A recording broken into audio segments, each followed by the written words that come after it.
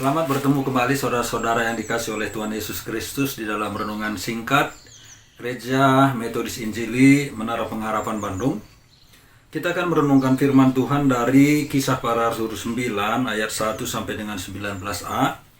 Judul yang diberikan oleh Lembaga Alkitab Indonesia adalah Saulus Bertobat. Nah saudara, di bagian ini Saulus mendapatkan surat rekomendasi dari imam-imam kepala di Yerusalem yang pada waktu itu berwenang tentang keputusan keagamaan orang-orang Yahudi. Jadi dia mendapatkan surat perjalanan itu untuk menangkap dan membunuh orang-orang Kristen. Nah, pada waktu ini dia sedang dalam perjalanan ke kota Damsyik atau Damaskus yang berada di Suriah. Nah, di perjalanan itu kemudian pas di tengah hari siang dia melihat cahaya dan suara dari langit yang mengatakan, "Saulus, Saulus, mengapa engkau menganiaya aku?"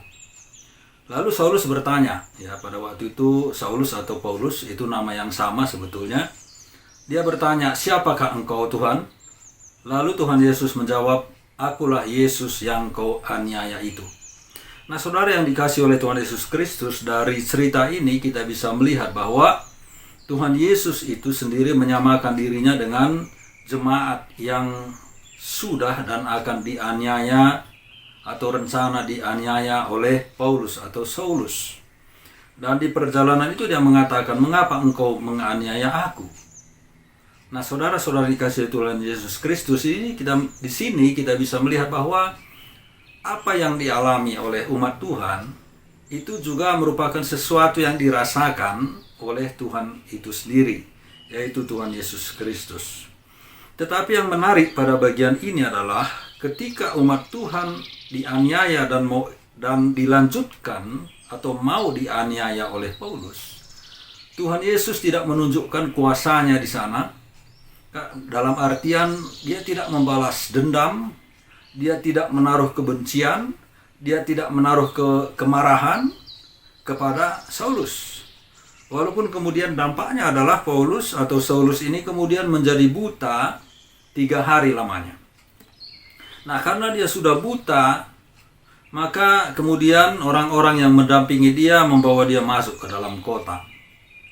Nah di sana, di kota itu, di Damaskus atau Damsyik, ada seorang murid Tuhan yang bernama Ananias. Dan Tuhan juga berbicara kepada Ananias untuk menyuruh menemui Paulus di satu tempat, di satu rumah. Ananias berdalih, "Tuhan, dari banyak orang aku mendengar bahwa orang ini datang ke tempat ini untuk menganiaya." Tetapi Tuhan bilang kepadanya, "Pergilah, aku memiliki tugas untuk orang ini." Nah saudara-saudara yang dikasihi oleh Tuhan Yesus Kristus, apa yang kita dapat di sini? Ini adalah yang kita dapat adalah bagaimana Tuhan bukan menghukum, bukan marah, tetapi justru merangkul Paulus atau Saulus ini.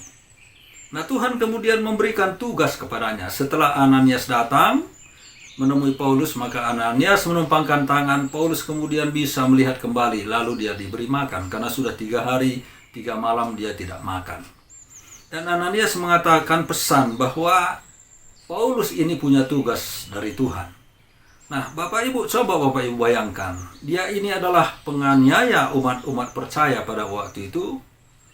Tetapi Tuhan sendiri tidak marah, tidak dendam, tidak menghukum, tetapi justru mempercayakan dia sebuah tugas untuk bisa memberitakan berita yang selama ini dia coba basmi, dia coba hancurkan dengan menghancurkan umat percaya.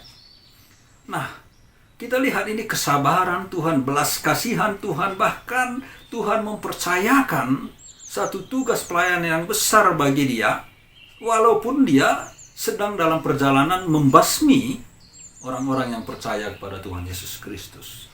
Nah, lihatlah betapa sabarnya Tuhan Yesus kepada orang-orang berdosa. Dia yang sudah mati disalibkan demi dosa manusia, lalu manusia yang berdosa yang untuknya Tuhan Yesus sendiri sudah mati, sedang membasmi atau mau menghancurkan kepercayaan orang-orang yang sudah dia tebus. Tetapi Tuhan justru bermurah hati kepada Paulus, memberikan tugas kepercayaan kepada Paulus atau Saulus untuk menjadi pemberita yang mau dia basmi. Ini kesabaran Tuhan, kemurahan hati Tuhan. Jadi, bagi kita pun sama. Tuhan itu tetap mengasihi kita bahkan ketika kita sendiri memusuhi dia. Dia tidak melampiaskan kemarahan atau murkanya padahal dia maha kuasa. Dia bisa melakukan apapun. Tetapi justru dia di dalam kesabaran, di dalam kemurahan hati, dia terus merangkul semua orang. Bahkan orang yang dalam tanda kutip sebejat apapun itu, sejahat apapun itu.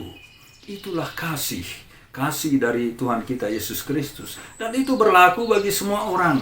Baik itu gendernya, baik itu suku bangsanya, agamanya, kepercayaannya, atau tingkat sosialnya. Semua dikasihi olehnya. Dan kepada semua orang diberikan kesempatan untuk datang kepadanya dan menerima anugerah keselamatan lewat apa yang sudah dia kerjakan di kayu salib. Kiranya Tuhan memberkati kita sekalian. Amin. Selamat